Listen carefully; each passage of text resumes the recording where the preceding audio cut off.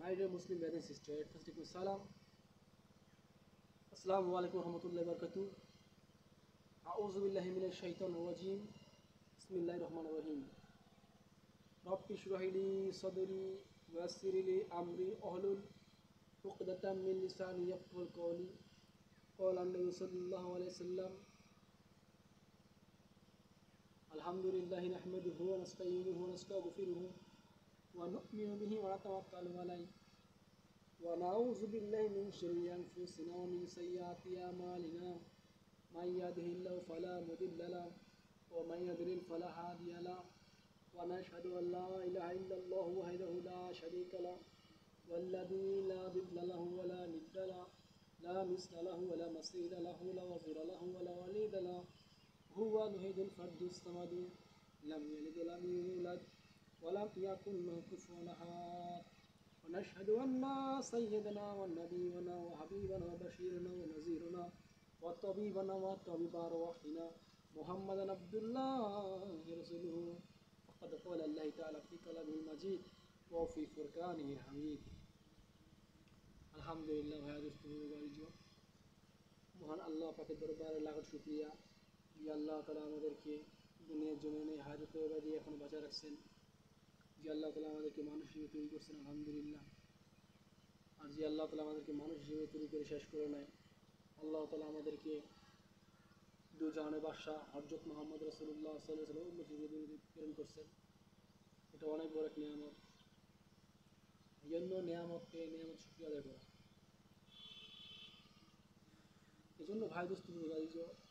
আল্লাহ তাআলার হুকুম নবীজির তরিকা আমাদেরকে দুনিয়া থেকে কামাই করে দিতে হবে আল্লাহ হুকুম মানতে হবে এই নবীর তরিকা চলতে হবে যে আল্লাহ হায়াতের মালিক মৌতের মালিক আসমানের মালিক জমিনের মালিক যে আল্লাহ সব কিছু করতে পারে ও করুণাওয়ালা জাত একমাত্র আল্লাহ তাআলা এই জন্য আল্লাহ তাআলা আমাদেরকে দুনিয়ার জন্য প্রেরণ করছে আল্লাহ তাআলা শুধু দুনিয়ার জন্য না দুনিয়াতে আল্লাহ তাআলা আমাদেরকে তৈরি করছে একমাত্র তার হুকুম পালন করার জন্য এবং নবীর তরিকা পালন করার জন্য এই জন্য আমাদেরকে যথাযথভাবে আল্লাহ তাআলার হুকুম মানা নবীর তরিকা চলা দুনিয়াতে শান্তি আখেরাতে শান্তি আর এই শান্তি কীভাবে আমাদের মাঝে আসে এর মেহনত সম্পর্কে জরুরি কথা আমাদের শুনতে হবে এই জন্য ভাই দেখুন আল্লাহ তাআলা আসমান বানাইছে এত বড় একটা আসমান আল্লাহ তাআলা বিনা ভিতরে ঝুলে রাখছে এত বড় একটা জমিন আল্লাহ তাআলা সমুদ্রের ভিতরে বাসায় রাখছেন কত বড় বড় তারকাকে আল্লাহ তাআলা আসমানের ভিতরে ঝুলে রাখছেন আল্লাহ তাআলা তার অসংখ্য নিয়ামত আমাদের পালতেছেন আল্লাহ তাআলা আমাদেরকে অসংখ্য নিয়ামত পালতেছেন ইমাম গাজ্জালী রহমতুল্লাহ বর্ণনা করেন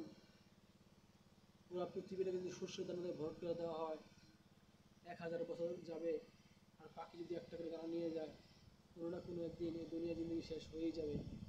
আর মৃত্যুর পরে যে আখিরাতের জিন্দগি ওই জিন্দগি অনন্তকাল যার শুরু আছে শেষ নাই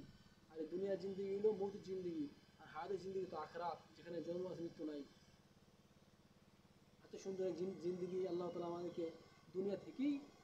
আমাদের কামাই করে নিয়ে যেতে হবে এই জন্য আমাদের বেশি বেশি করে আল্লাহ হুকুম মানা নবীর হুকুম চলা এই জন্য আল্লাহর হুকুম যেমন ফরজ নামাজগুলো আদায় করা রোজার মাসে রোজা রাখা হজ করার সময় তো হজ করা জাকাত দেওয়ার সময় তো জাকাত দেওয়া এতিম মিসকিনদের সাহায্য করা গরিবদেরকে সাহায্য করা অসহায়দের সাহায্য করা আর নবীর তরিকা যেমন সুন্নত তরিকা নবীর জিন্দগি পালন করা যেমন নবীজি যদি দুনিয়াতে জমিন আমরা নবীজি একটা সুন্নতকে পালন করি বলে সে একটা সুন্নতের দাম আসমান জমিন যদি একটা রাখা হয় নবীজি একটা সুন্নতকে যদি একটা রাখা হয় ওই সুন্নতের পাল্লায় ভাগ হয়ে যাবে এই জন্য একটা আমল আল্লাহ হুকুম নবীর তরিকা চলা